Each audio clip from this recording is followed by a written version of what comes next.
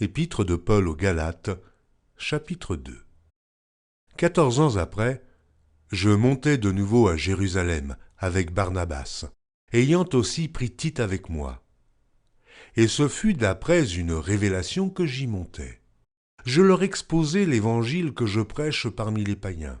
Je l'exposai en particulier à ceux qui sont les plus considérés, afin de ne pas courir ou avoir couru en vain.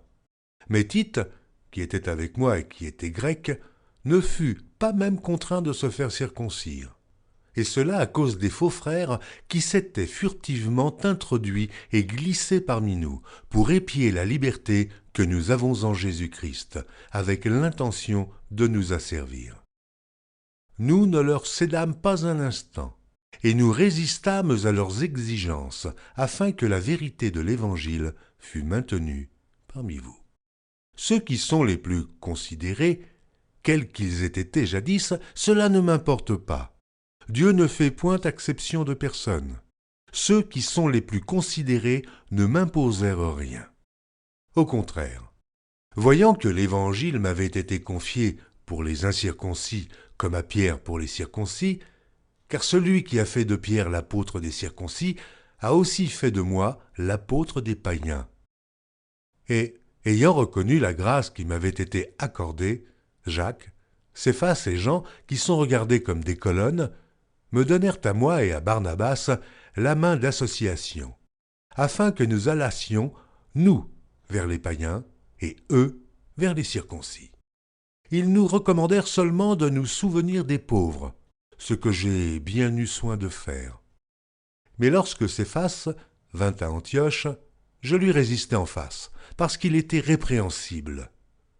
En effet, avant l'arrivée de quelques personnes envoyées par Jacques, il mangeait avec les païens, et, quand elles furent venues, il s'esquiva et se tint à l'écart par crainte des circoncis.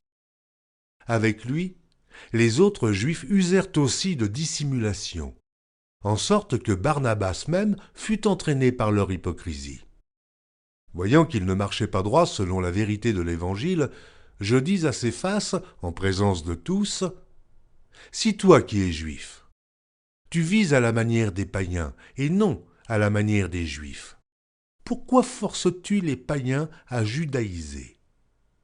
Nous sommes juifs de naissance, et non pécheurs d'entre les païens.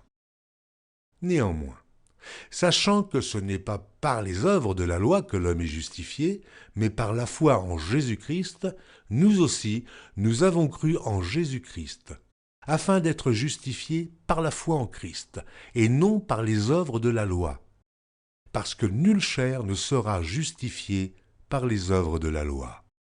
Mais, tandis que nous cherchons à être justifiés par Christ, si nous étions aussi nous-mêmes trouvés pécheurs, Christ serait-il un ministre du péché?